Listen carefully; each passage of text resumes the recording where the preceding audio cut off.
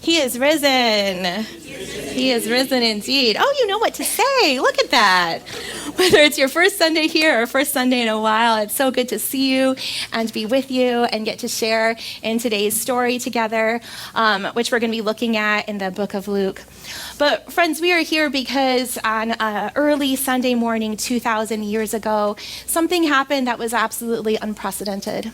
Someone who had been condemned to die a very public death, seen as a threat by the state, the political powers that be, seen as dangerous by the religious rulers of his day, died a very public death, and then somehow 3 days later was shown to be very much alive. Over 500 people saw him, got to eat with him, talked with him, walked with him over the next 40 days. And that event which happened moved forward and backward in time, creating shock ripples of a sort. And if you're here today, it's because perhaps one of those waves has reached you. We live in the echo of Easter. So we're going to be reading from Luke 24. We're reading a passage of scripture written by a doctor who listened really well to the women that came up alongside Jesus, that followed Jesus. He listened really well to Mary and Joanna and Susanna, whose stories we're going to be hearing from in just a little bit. So as we get ready to open up Luke 24, I also have to name one more thing, and that's that the story we're looking at today cannot really be named or cannot really be spoken about well without us naming the horror that surrounds it. The horror that surrounds not just that story of violence, but the horror that surrounds all stories of violence. Wherever and whenever people are scapegoated and dehumanized, treated as other, whenever violence is used to subjugate and build fear and control. There is the weight of horror. The weight of horror surrounds this story. It reminds me of another one, and I have a picture of Reverend Wheeler here, who this picture was taken last year in 2023. He's still alive, and he might even be preaching this morning, I don't know. But Reverend Wheelan Parker shares a story of deep weight and horror from his own childhood when he was visiting his cousins in Money, Mississippi from Chicago, and he was 16 years old at the time, and accompanied with him was his younger cousin, Emmett, who was 14 years old. And Reverend Wheeler remembers being woken up at 2:30 in the morning in their little cottage by two white men with a pistol and a flashlight, demanding to see his cousin Emmett. Although they protested, although they said, please, don't take him. Oh, what has he done? Just don't take him away. Their cries were fruitless. He was dragged out, and he was never again seen alive. And Reverend Wheeler remembers this. He remembers the weight of sadness that descended over this house as Emmett was taken away. He said the grief was so palpable, you could cut it with a knife. Horror and grief have a weight to them. Not just a disembodied story floating somewhere in the past, but horror and grief carry weight with them in our time as well as in Jesus' time. Particular people who are targeted for what they believe, targeted for their race, targeted for being different, targeted for being a perceived threat to the status quo. There's a weight of horror around that, and we approach today's text aware of that as it opens very early on a Sunday morning. We're aware of the incredible bravery, also, of those who continue to speak up and show up, even in the face of brutality. This brings us to Luke 24, verses 1 through 12. Very early in the morning on the first day of the week, the women went to the tomb, bringing the fragrant spices they had prepared. They found the stone rolled away from the tomb, but when they went in, they didn't find the body of the Lord Jesus. They didn't know what to make of this. Suddenly, two men were standing beside them in gleaming bright clothing. The women were frightened and bowed their faces to the ground. But the men said to them, "Why do you look for the living among the dead? He isn't here, but has been raised.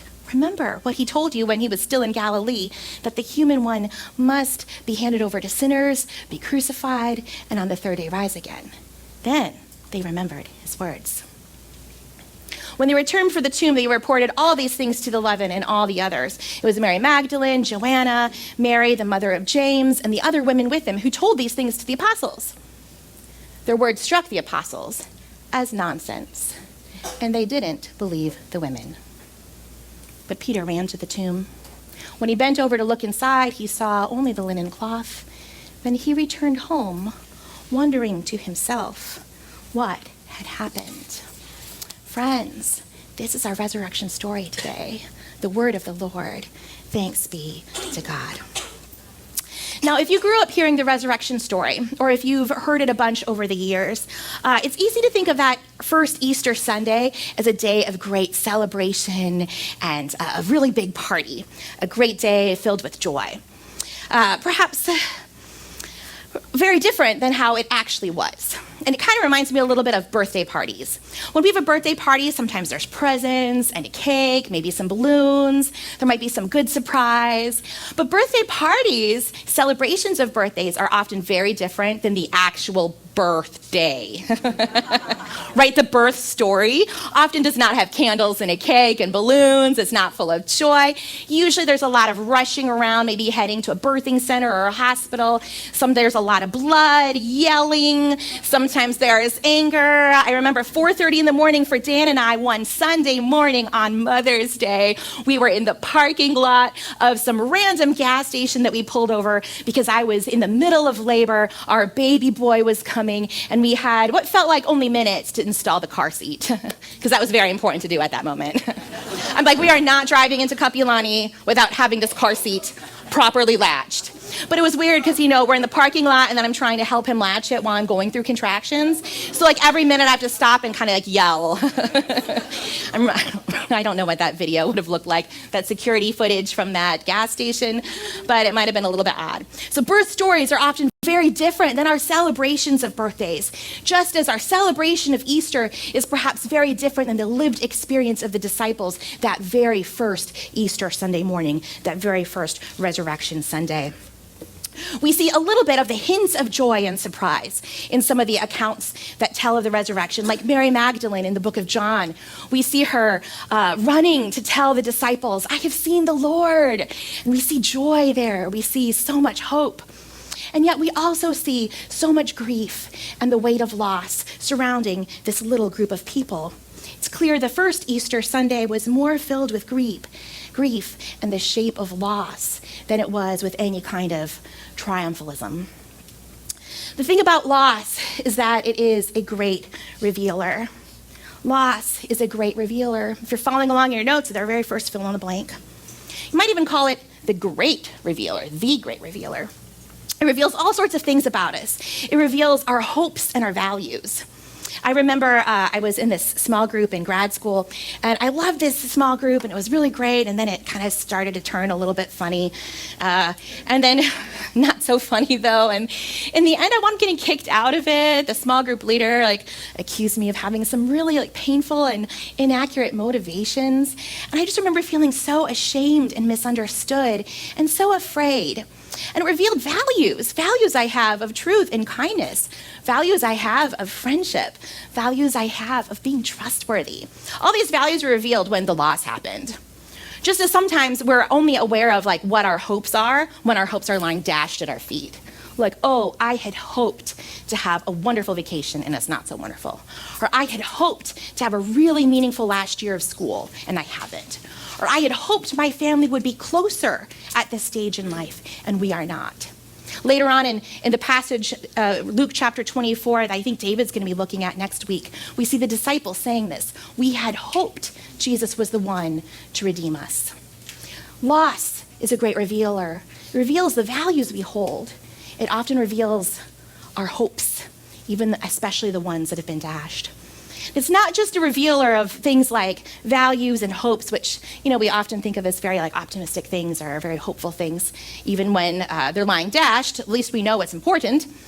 But loss is also a great revealer that reveals our limits and our limitations. Loss reveals our limits and our limitations. I love in our story for today, there's so many limits and limitations that are being revealed. And they're just being revealed very matter-of-factly, inviting us to look at them and look at our own limits and our own limitations in our lives. One of them is in verse 6 and 7. I believe that the angels are telling the women, remember what he said when you were in Galilee. You see, they had been faced with the limit of their memory. Right when you go through shock and trauma, it does things to your brain. And you can't always remember things the way you used to. You don't have the immediate gift of recall. I remember our son, the one that was almost born in a parking lot, but was not. Later on, when he was a year old, he was diagnosed with a very rare form of liver cancer. And I remember sitting in a room with the doctors, and I had to write down everything they said. Because as soon as they would leave the room, I would forget. I wouldn't be able to tell you at all what they said, because I wasn't capable in that moment. I had a limit, right? I was going through shock and trauma. I had a limit, and there was simply a limit of what I could remember. We see here the disciples bumping up against their limits, the limits of their memory, needing this beautiful, gentle, encouraging reminder from the angels. Not only are we faced with limits when we go through loss, but we're faced with limitations. And this one is even a little harder one to sometimes see, because when you're going through loss, it's already hard. And then you're facing limits, and you're like, okay, well, these are things I need help with, and sometimes it's easier to ask for help than not. But then when you're faced with limitations, that's like loss on top of loss, pain on top of pain. Let's go ahead to the text right here. We're going to go from verse 6. The angels are speaking to the women. He isn't here, but has been raised. Remember what he told you when he was still in Galilee, that the human one must be handed over to sinners, be crucified, and on the third day rise again. Then they remembered his words. Here's the limits of their memory. And then here's a limitation. When they returned from the tomb, they reported all these things to the 11 and all the others. It was Mary Magdalene, Joanna, Mary the mother of James, and the other women with him who told these things to the apostles. But their words struck the apostles as nonsense, and they didn't believe the women. And this, to me, I feel a personal pang of sadness here. See, although the men had spent years with Jesus, and Jesus traveled with women, Jesus taught women, Jesus elevated the presence and status of women, Jesus healed women and listened to women, respected women. But here, the loss of Jesus reveals that the 11 had not yet fully accepted these women as their partners, as their equals. They did not have the holy imagination to see these women as their teachers. These women were the first on the scene in the morning. They were the ones last at the cross. In the garden during the betrayal, they were the ones who didn't run away. These were the women who were there, and here they're being treated by the men as though their words are just frivolous.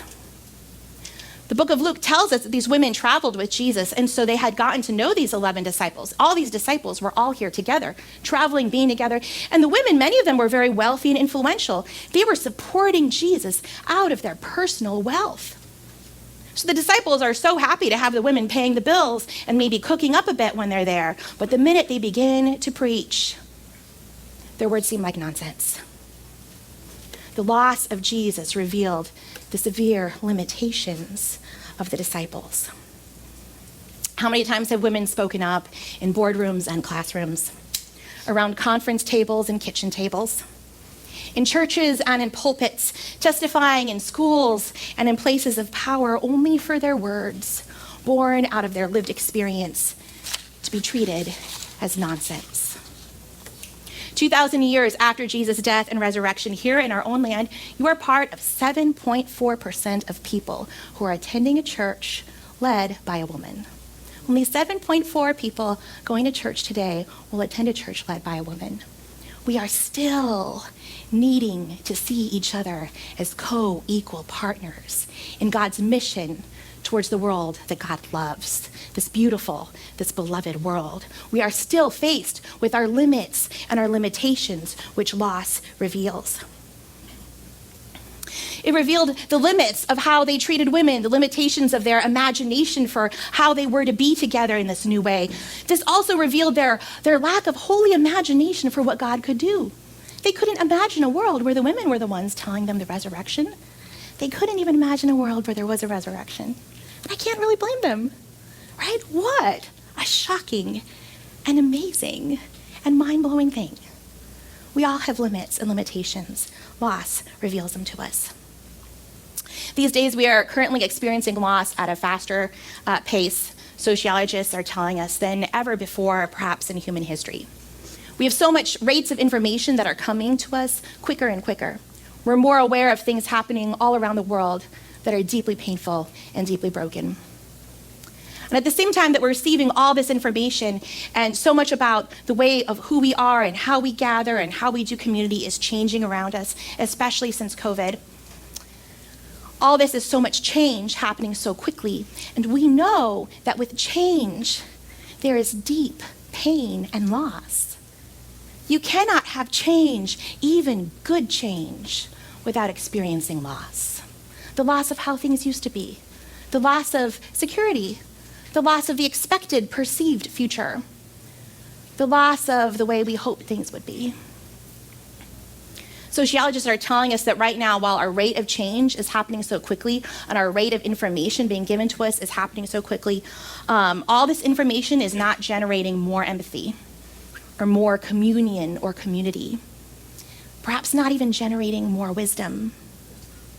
We have less shared language and stories to bring us together now than ever before. And the groups that are growing are the ones that are organized around fear and suspicion of the other. Those are the ones growing the quickest. We are lonelier than ever. We are anxious. So many limits and limitations revealed. And there's so little revelation. You see, loss might be a revealer, but it is not a revelation, right? These women, they told the men what had happened, and Peter ran back to see. And he goes there and he sees the tomb is empty. The tomb is revealed to be empty. The grave clothes are lying there. The grave clothes are revealed to be laying there. And Peter walks away wondering to himself what had happened. All this revealing, but not yet a revelation. Loss might be a revealer, but it is not a revelation. And how many times do we uncover facts about the way our world works? Facts about ourselves, facts about our loved ones, truths about God and each other, and yet there's no revelation behind it. There's no transformative spark, no moment or power to change. We might be able to grow in our self-awareness, which is great, right? That's a path to growth, that's a path to maturity. We might be able to identify our values and our hopes and our limitations. This is all good stuff, because loss is a good teacher, but it is not transformative on its own. In this world so full of change and loss, so full of our limits and limitations, you and I need not just revealing, but we need revelation. We need revelation, that spark of life, to suddenly enter our thinking where perhaps there hadn't been before, that quickening of life, that sudden newness, that sudden experience of divine mystery or awareness or insight where perhaps there hadn't been one before, that sudden revelation of presence. That's what you and I need today, where something alive, some kind of energy, some quickening comes where before there wasn't. Aha, eureka, revelation.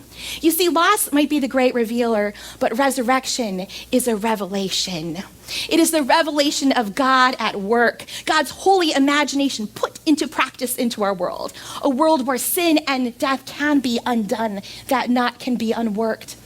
Resurrection is the revelation of God's agendas, God's priorities, God at work in this world, working to undo everything that causes harm and violence and separation.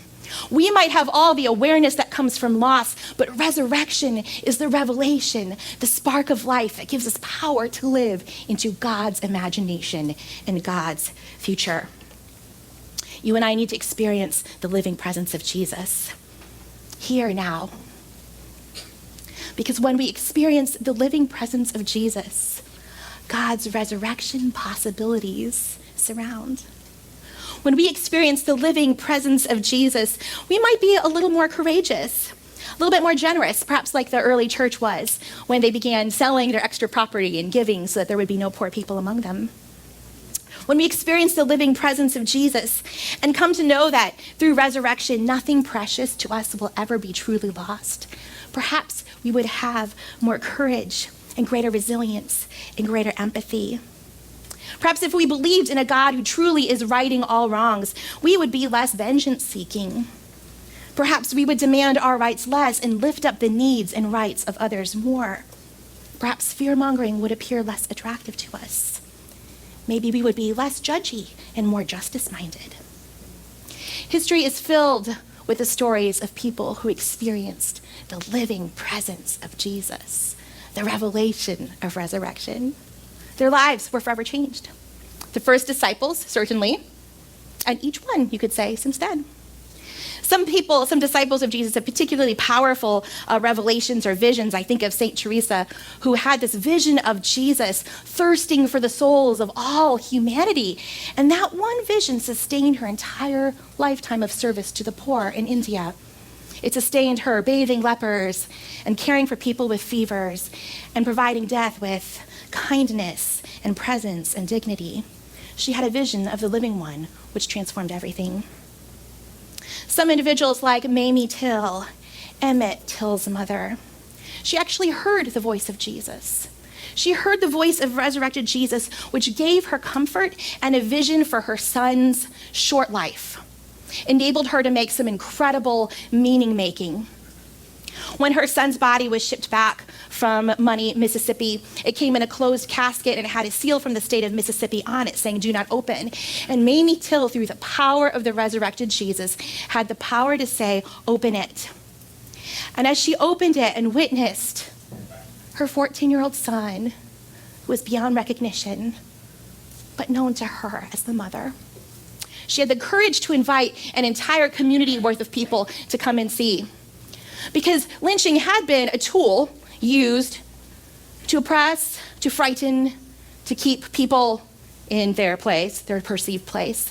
And instead, she did the opposite. Through this experience of the risen and resurrected Christ, she undid this tool of lynching. Over 600,000 people came by their church in Chicago to view the body of Emmett, and no longer were they afraid. No longer were they afraid that you can't do this to us. It inspired Rosa Parks several months later to not go back to the back of the bus. It fueled Martin Luther King's ministry of reconciliation and justice, because this mother, this beautiful sister of ours, here she is right here, Mamie, had the courage to listen to the voice of the resurrected Jesus and say, "My son's life will have meaning, if only to end lynching." And there was, I believe in 2022, a bipartisan bill that was signed into law. It was the anti-lynching law, and it was named for Emmett Till because of his mother, who had an experience of the resurrected Jesus. Was determined to live that out in her life. Friends, you and I are called to experiences of the risen Jesus. And none of them might be the same way. We might not experience them physically hearing them like Mamie did, or physically seeing a vision like Sister Teresa did. We might have experiences of Jesus that are as different to our experience as you and I are different. I know I've experienced the resurrection power of Jesus in hospital rooms and hotel rooms, in conference rooms, in guest rooms, in locked rooms, in churches, outside. God's power being present. Jesus' living, kind presence here. For those that Easter morning that saw the signs of resurrection, but didn't yet experience the power of resurrection, the good news is that resurrection, revelation, was on its way. Because each of them wound up having an experience of Jesus that transformed. It wasn't just the empty tomb. It was their lived experience of Jesus walking alongside the road, realizing that Jesus had been with them the whole time, revealing God's self to them in the breaking of bread as they sat down to eat and share a meal together. It was the disciples out fishing early in the morning when they saw the presence of Jesus cooking breakfast for them on the beach. That spark, that resurrection revelation. It was in conversations they had as Jesus entered locked rooms where they were hiding for fear. It was when Jesus invited Thomas to put his hands in Jesus' own wounds to see that he was alive. Each disciple was able to receive the revelation of resurrection. And Jesus' living presence continues to throw shock waves in time, meeting us here and meeting us now. Revelation, resurrection revelation, is on its way. God's living power is here. Christ plays in 10,000 places, as the poet says. Matthew 25 reminds us that if we ever wonder where the presence of Jesus is, we can go to see those who are in prison and need to be visited, those who don't have clothing and need clothing. That Jesus comes to us as a stranger needing a place to stay, a sick person needing to be looked after, someone needing food and water, Matthew 25 says. Jesus, the living presence of Jesus, comes to us in ways that are empowering and healing, and also as a little child. So friends, as we get ready to invite the living experience of Jesus, the living power and revelation of resurrection to make itself known to us as we go about our day, like the disciples, maybe walking along the road, maybe talking with some friends, maybe breaking bread together at dinner, as we invite the living presence of Jesus to continue to speak, to continue to show up as revelation. We're going to take in just a few moments, Pastor Cheryl is going to come up and invite us into an expression of hope in our waiting. Because some of us are waiting for revelation still. The good news is that resurrection has happened, which means revelation is on its way. It can be hard to try to be open to Jesus. It can be hard to be open to Jesus in our suffering because it really transmutes our expectations of what it looks like to live the good life. But it's also hard to be open to Jesus in his resurrection because the resurrection of Jesus shows us ultimately the bankruptcy of all the ways we use power, impurity, and shame to control, when the actual power of God is the power of a suffering servant. The power we see right here on this cross. The power we see. We can't control resurrection any more than we can force a revelation. But it's here anyway. God's holy imagination at work. God's agenda and priorities finding a way through, showing us how things can and how they will be. Amen.